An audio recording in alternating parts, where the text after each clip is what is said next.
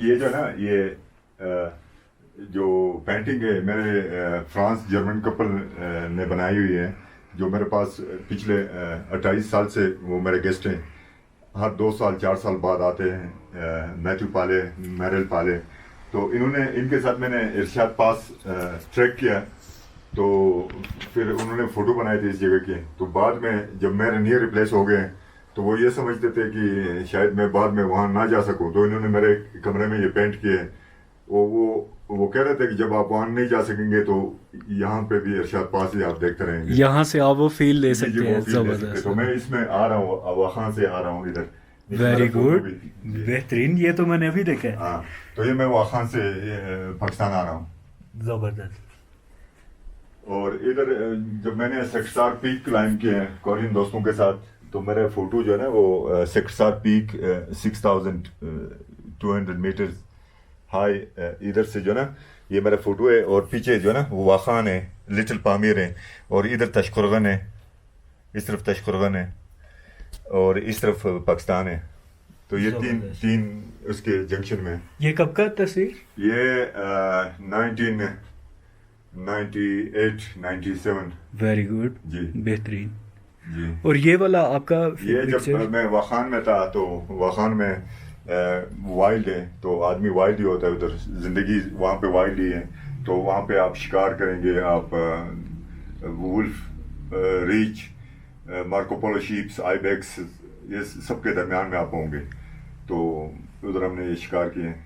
Hello viewers and welcome to my channel. I'm Tanveer Al Qadri and I'm a travel vlogger, and this time I'm vlogging from beautiful Pamir Sarai guest house Chapursan Valley, and I am honored guest to Mr. Alam Jan. और 12 दिन की track पे आप common valley चले जाते हैं।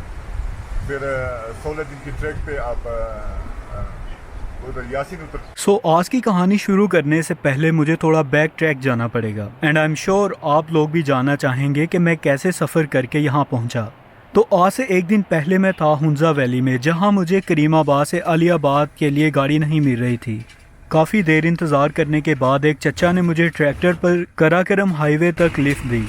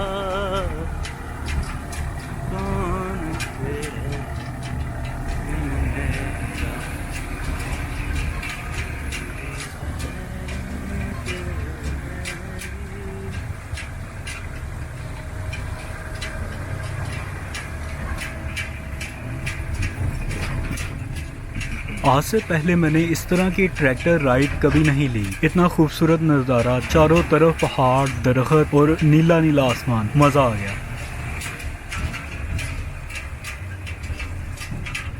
अच्छा इधर ही उतार दो, जरा ब्रेक।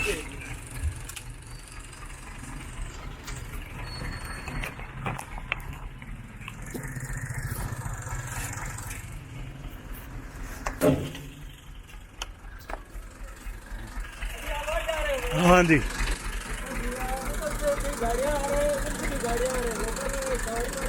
ठीक है चाचा, बहुत शुक्रिया, मेहरबानी।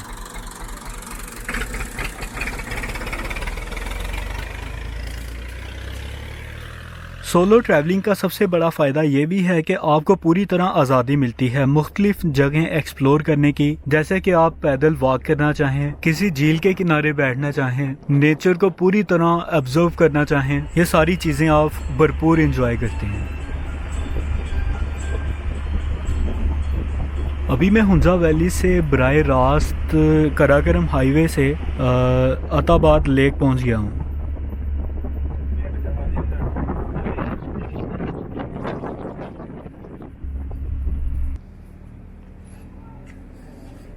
ये मेरा आखिरी स्टॉप है, यहाँ से मुझे चपुरसन वैली की गाड़ी मिलेगी। सुबह हुंजा से निकलने से पहले मैंने चपुरसन के लिए जो गाड़ी इसके लिए बुकिंग करवा ली थी। ये गाड़ी बिल्कुल तैयार थी और मेरे इंतज़ार में थी और अभी मैं गाड़ी में बैठ गया हूँ और अभी हम चपुरसन की तरफ जा रहे हैं।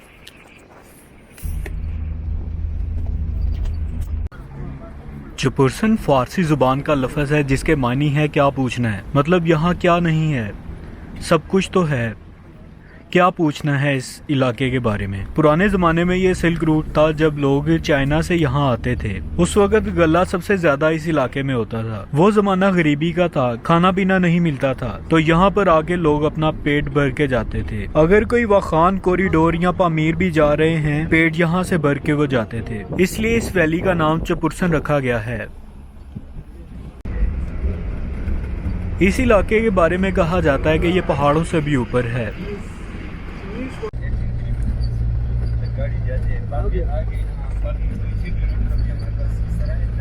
जब आप गिलगित से हुंजा क्रॉस करते हुए चपुरसन की तरफ जाते हैं तो तमाम पहाड़ नीचे रह जाते हैं। जो ही हम चपुरसन की तरफ आगे जाएंगे तो पहाड़ खत्म हो जाएंगे, तो फ्लैट जगह आएगी, फ्लाटून, डेट्स कॉल्ड द पमीर।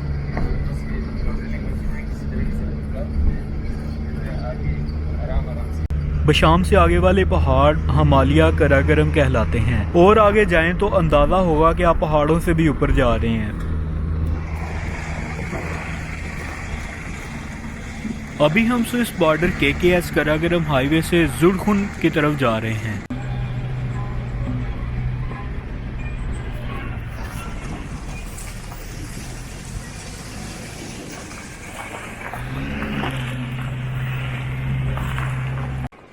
जुड़खुन का मतलब पहला घर है। जब लोग पुराने ज़माने में सेंट्रल एशिया का रास्ता इस्तेमाल करते हुए सिल्क रोड के ज़रिए इस जगह आते थे तो पहला गांव जो आता था उसका नाम है जुड़खुन।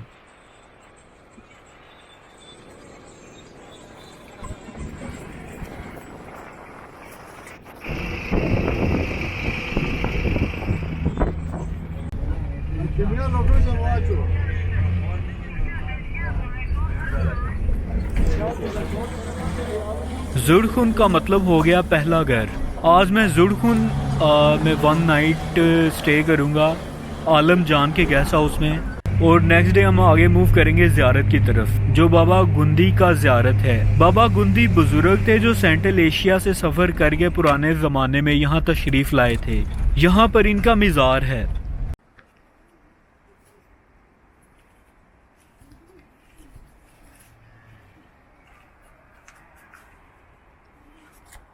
ये वो एक ब्रोशर टाइप के बनाए हैं। इसमें चपुरसन वैली की बातें हैं, फिर 1 to 2 days जो ट्रैक हैं वो ये वाली हैं और 3 to 4 days ट्रैक ये वाली हैं और फिर जाके 5 days और लॉन्गर ट्रैक से हैं। तो इस तरह के हमने वो छोटी सी एक कोशिश की थी 20-15-18 साल पहले। और ये सारे इसी एरिया में? ये सारे इधर ही हैं। ज़बरदस्त। ये इसकी बिगनिंग यहाँ से जुड़खुन से, क्योंकि जुड़खुन आखिरी गांव है इधर। हाँ जी। तो इन ट्रैक्स की बिगनिंग यही से हो जाती है। लोग यहाँ जाते हैं, फिर यहाँ से ज़ियारत की तरफ भी चले जाते हैं, चलेंजी एन करके चित्राल भी चले जाते हैं, फिर यासिन वैली भी जाते हैं, फिर अशकोमन वैली भी जाते हैं और फिर लुपगार से रमिंजी भी जाते हैं, फिर युक्सगोज से बटुरक भी चले जाते हैं। तो इस तरह से बहुत ऑप्शंस हैं। तो ये जो है ना, ये जो पेंटिंग है मेरे फ्रांस जर्मन कपल ने बनाई हुई है, जो मेरे पास पिछले 28 साल से वो मेरे गेस्ट हैं। हर 2 साल 4 साल बाद आते हैं। मैथ्यू पाले, मैरल पाले, तो इनके साथ मैंने इरशाद पास ट्रैक किया। तो फिर उन्होंने फ़ोटो बनाए थे इस जगह के। तो बाद में जब मेरे नियर रिप्लेस हो गए तो वो ये समझते थे कि शायद मैं बाद में वहाँ ना जा सकूँ, तो इन्होंने मेरे कमरे में ये पेंट किए। वो कह रहे थे कि जब आप वहाँ नहीं जा सकेंगे तो यहाँ पे भी इरशाद पास ही आप देखते रहेंगे, यहाँ से आप वो फील ले सकते हैं। जबरदस्त। तो मैं इसमें आ रहा हूँ, वहाँ से आ रहा हूँ इधर। वेरी गुड, बेहतरीन। ये तो मैंने अभी देखा है। हाँ, तो ये मैं वहाँ से पाकिस्तान आ रहा हूँ। जबरदस्त। और इधर जब मैंने सेक्टार पीक क्लाइंब किया है कोरियन दोस्तों के साथ, तो मेरा फोटो जो है ना वो सेक्टार पीक 6200 मीटर हाई, इधर से जो ना ये मेरा फोटो है और पीछे जो ना वो वाखान है लिटिल पामीर है, और इधर तशकुरगन है, इस तरफ तशकुरगन है, और इस तरफ पाकिस्तान है। तो ये तीन जबरदस्त। तीन उसके जंक्शन में। ये कब का तस्वीर? ये 1998-97 वेरी गुड, जी बेहतरीन। जी। और ये वाला आपका ये जब पिक्चर? मैं वाखान में था, तो वाखान में वाइल्ड है, तो आदमी वाइल्ड ही होता है उधर, जिंदगी वहाँ पे वाइल्ड ही है। तो वहाँ पे आप शिकार करेंगे, आप वुल्फ, रीच, मार्कोपोलो शीप्स, आइबेक्स, ये सबके दरमियान में आप होंगे। तो उधर हमने ये शिकार किए ज़बरदस्त, 20 साल पहले। Very good. और ये ज़रा एक्सप्लेन करते हैं, आपके ये डिफरेंट पैकेजेस हैं, डिफरेंट ट्रैक हैं, वो फिर कितने दिन में अगर कोई आना चाहे विजिटर, तो 1 डे 2 डे 1 वीक? ये जो ना 1 to 2 डे ट्रैक है, हाँ। Junction of Pamir and Karakoram, see silk rocks, possible 1 day and camp night. आप आगे जुईसाम जो ना ये झीलें हैं, आप हाइक करेंगे, उधर जाएंगे, झीलें हैं, वहाँ पे लोग स्विमिंग कर सकते हैं, वहाँ पे कैंप भी आप कर सकते हैं। तो वहाँ पे हमारे जो घोड़े याक्स वगैरह आसपास होते हैं, और इसकी बिल्कुल पीछे व्यू है इश्कू ग्लेशियर की। तो इस तरह से जूतखून बाबा गुंदी जिधर आप जाके आए ना जी। ये 1 डे 4 आवर्स वॉक है, 4 आवर्स उधर आप चल जाएंगे, हाँ। फिर 4 घंटे वापस जूतखून आ जाते हैं। तो इस तरह से जो मुख्तलिफ पामरी जो पास्चर है, मैंने आपको कहा कि मैं अपने वालिदैन के साथ वहाँ पे ज़्यादा, मेरा ECD जो है ना, मैंने ECD वहाँ से पढ़ी है, समझ लो, अपने बकरियों के साथ, अपने ज़बरदस्त। गाय घोड़े और इनके साथ। तो ये पामेरी ट्रैक है 3 दिन का, 2 दिन जाने का है, 1 दिन वापसी का। तो इस तरह से जूतखून पास, मिसगर वैली, इधर पामीर माउंटेन से आप जूतखून के इधर नाले हैं, नाले से आप जाएंगे तो दिलीसंग वैली आती है, दिलीसंग वैली उतर के आप मिसगर से सोस चले जाएंगे। तो ये 4 to 5 डेज हैं। तो इस तरह से युक्शगोज पास हैं, ये आप क्योंकि आज ग्लेशियर से जाके क्योंकि सार पीक आती है, इसके नज़दीक से मैंने नए पास एक्सप्लोर किए हैं जो Very मैप good. मैंने हैं, जो आपके नॉर्मल जो मैप है इसमें वो मेंशन नहीं है। सही। वहाँ से आप युक्शगोज से बटोरा ग्लेशियर उतर के पसू चले जाते हैं। तो ये 12 दिन 10 ज़बरदस्त। से 12 दिन की ट्रैक है। तो इस तरह से और कई ऑप्शंस है जो आपकी चैलेंजी एन है अलोंग द वाखान कॉरिडोर। हाँ जी। बाबा गुंदी से चैलेंजी एन करके आप कुरम्बल लेक करके आप ब्रोविल चले जाते हैं, फिर मस्तूज से आप चित्राल चले जाते हैं, ये वाली। तो ये कितनी देर का ट्रैक है, कितने ये, दिन का? जो आप अगर चित्राल चले जाएंगे तो ये 12-14 दिन। अच्छा, जी, जी। सही सही, वेरी गुड। डिपेंड करते हैं कि आप किस तरह जा रहे होते हैं। हाँ। हाँ, तो इसमें फिर आप अशकोमन से नीचे जा सकते हैं 8 दिन में। ठीक ठीक ठीक, आप दरकुद से, यासिन से नीचे जा सकते हैं।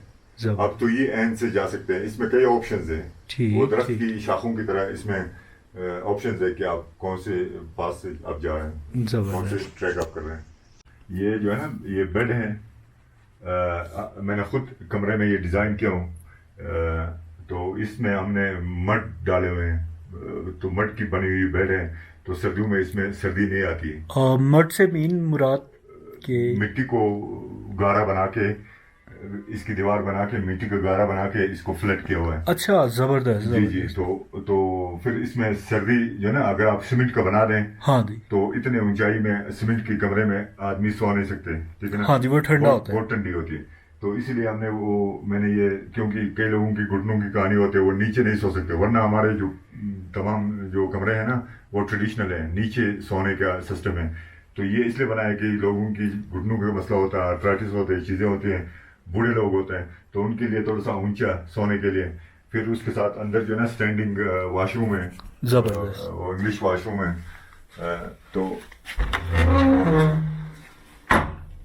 तो इस तरह के वॉशरूम बनाया ताकि लोगों को नीचे जो नहीं बैठ सकते उनके लिए आसानी हो।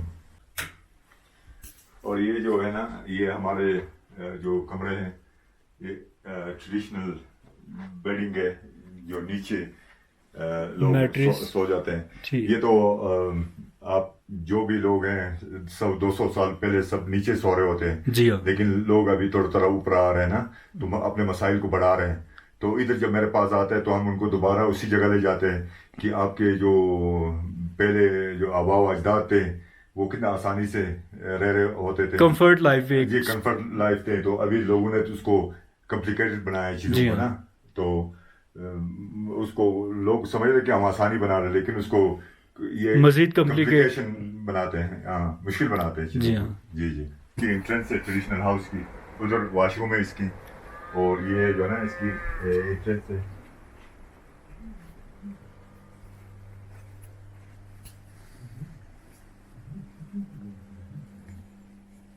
और ये इस तरह की घर बनी होती है।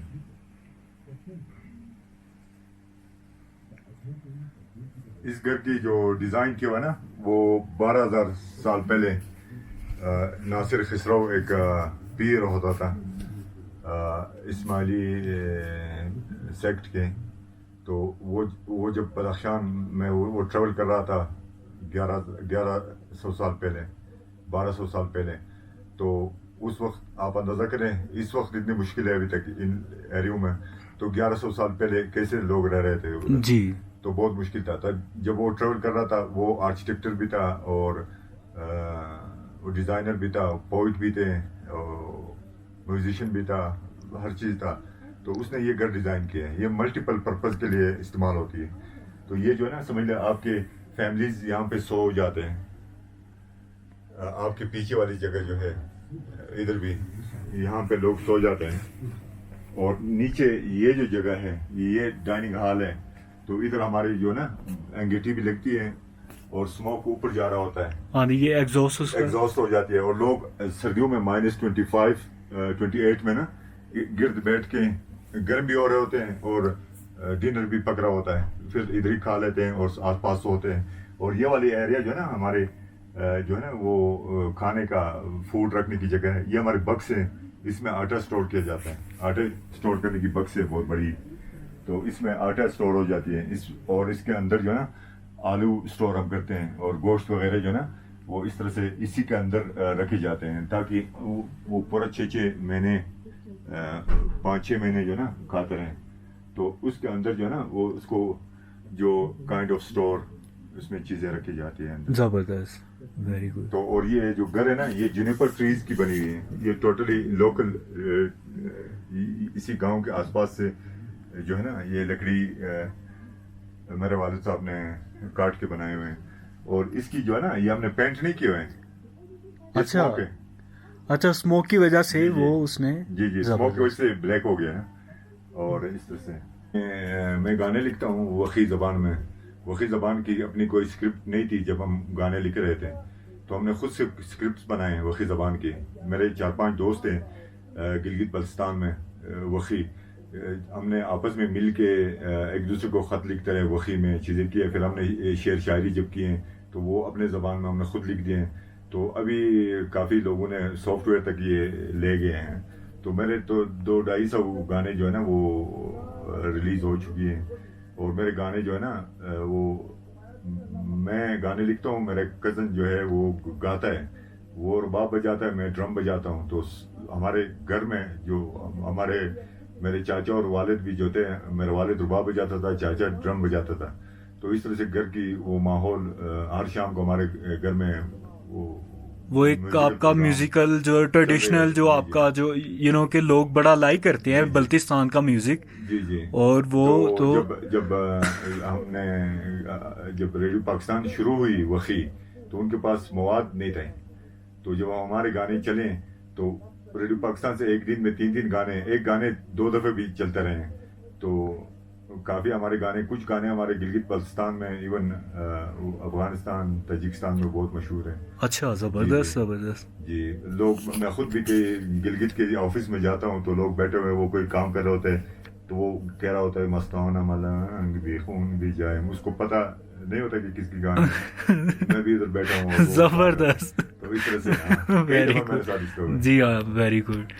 व्यूअर ये देखें, जुलाई के महीने में यहाँ पे साग, सरसों का साग, जो पंजाब में हमें तो मिलता है सरसों का साग, जनवरी फरवरी में सरसों का साग पंजाब में मिलता है। लेकिन ये मज़े की बात ये है कि इन पहाड़ों की बुलंदियों पे ये जुलाई के महीने में सरसों का साग यहाँ पे अवेलेबल है। और सबसे मज़ेदार बात यह है कि ये फुली ऑर्गेनिक है, किसी किस्म की खाद का इस्तेमाल नहीं हुआ है। ग्लेशियर का बड़ा पावरफुल पानी जो है ये वो इस्तेमाल होता है और ये प्योर ऑर्गेनिक है।